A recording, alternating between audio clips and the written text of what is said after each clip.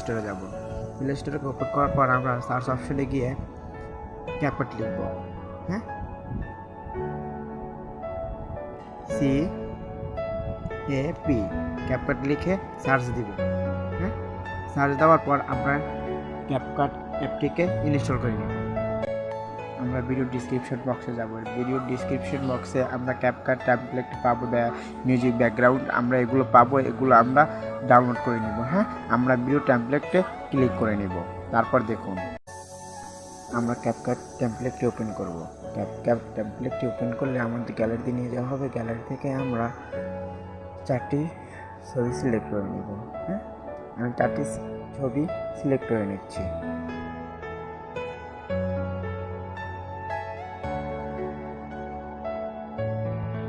ছবি সিলেক্ট করা হয়ে গেলে প্রিভিউতে ক্লিক করব। প্রিভিউতে ক্লিক করলে আমরা দেখতে পাচ্ছি যে ভিডিওটি সম্পূর্ণভাবে তৈরি হয়ে গেছে।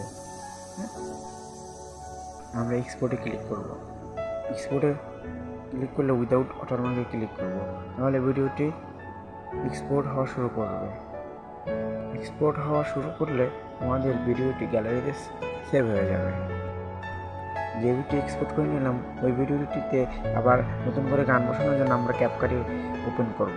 ক্যাপকাট ওপেন করলে আমরা যে ভিডিওটি তৈরি করেছিলাম সেই ভিডিওটি আবার সিলেক্ট করে নেব।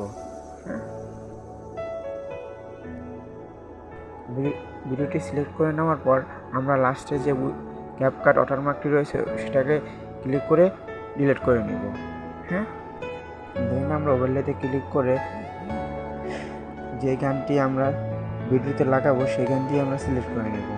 ওই গানটি আমাদের সিলেক্ট করে নেওয়া হওয়ার পর আমরা ব্লান্ডে ক্লিক করব এবং লাইটিনে ক্লিক করে দেব। তাহলে আমাদের ভিডিওটি পরিপূর্ণভাবে হয়ে যাবে এবং ওই গানটি আমরা যে কোনো স্থানে ভালো মনে সেই স্থানে আমরা বসিয়ে নিব। হ্যাঁ, দেন আমরা ভিডিওটিকে ডাউনলোড করে নিব।